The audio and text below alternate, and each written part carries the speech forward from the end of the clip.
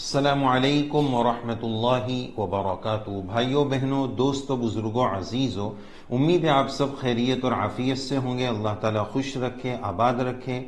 آج ہم آپ کی خدمت میں ایک مسئلہ لے کر حاضر ہوئے ہیں۔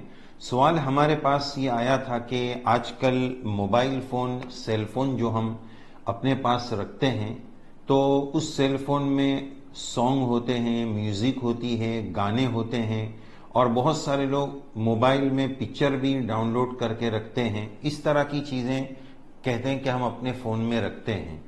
تو کیا اس طرح کے فون میں قرآن شریف ڈاؤن لوڈ کرنا اور ایسے فون میں قرآن مجید کی تلاوت کرنا کیسا ہے؟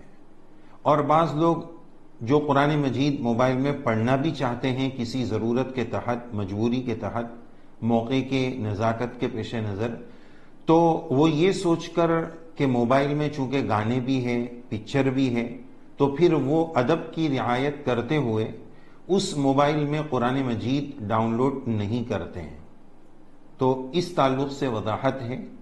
سوال آیا تھا کہ ایسا کرنا کیسا ہے؟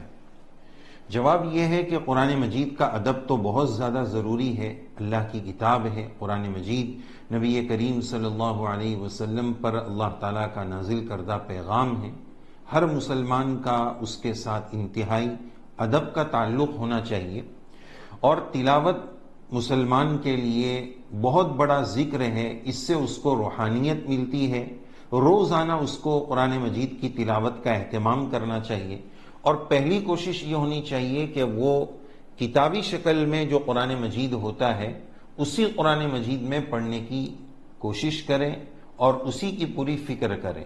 لیکن بعض مواقع پر قرآن مجید موبائل میں بھی پڑھنے کی ضرورت پیش آتی ہے کہ بھائی سفر میں ہے یا قرآن مجید اویلیبل نہیں ہے، تو موبائل میں قرآن مجید کھول کر پڑھ لیا، وہاں رکھنے جانا، لینے جانے کا ٹائم نہیں ہے، یا بہت دور پر قرآن مجید مسجد میں رکھا ہوا ہے، تو ایسے موقعوں پر موبائل میں بھی قرآن مجید پڑھ لیا جاتا ہے۔ تو ایسے موقع پر موبائل میں قرآن مجید پڑھنے میں کوئی حرج کی بات نہیں ہے، بالکل جائز اور درست ہے۔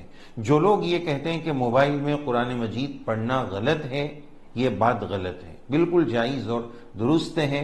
ہم نے بزرگان دین اللہ والوں کو اپنی ان سگی آنکھوں سے قرآن مجید موبائل میں پڑھتے ہوئے دیکھا ہے، اس لیے جائز اور درست ہے۔ شریعت کا بھی یہی مسئلہ ہے۔ رہا اصل مسئلہ کہ اس موبائل میں گانے بھی ہے، پکچر بھی ہے، تو اس میں قرآن مجید کی اپلیکیشن ڈاؤن لوڈ نہیں کرنا اور نہیں پڑھنا، تو یہ بات صحیح نہیں ہے کہ ہم اس کی وجہ سے قرآن مجید کی اپلیکیشن ہی ڈاؤن لوڈ نہ کریں کہ ہمیں اس کی ضرورت ہے پھر بھی نہ کریں۔ قرآن مجید اس میں سے ختم کرنا یہ غلط ہے۔ اس سے بہتر یہ ہے، بلکہ ضروری یہ ہے کہ سانگ کو، میوزک کو، گانوں کو، پکچر کو، ان نجاستوں اور گندگیوں کو موبائل سے دور کریں اور اس میں اللہ کے کلام قرآن مجید کی اپلیکیشن کو ڈاؤن لوڈ کریں۔ گانے وغیرہ ہے، گندگی ہے، اس کی وجہ سے قرآن مجید نہیں ڈال رہے ہیں، یہ صحیح نہیں ہے۔ اس کا عکس کرنے کی ضرورت ہے کہ ہم مسلمان ہیں اور ایمان والے ہیں، میوزک حرام ہے، تو ہم ان گندی چیزوں کو موبائل سے نکالیں اور پھر اس میں قرآن مجید ڈاؤن لوڈ کریں اور اس میں پڑھیں۔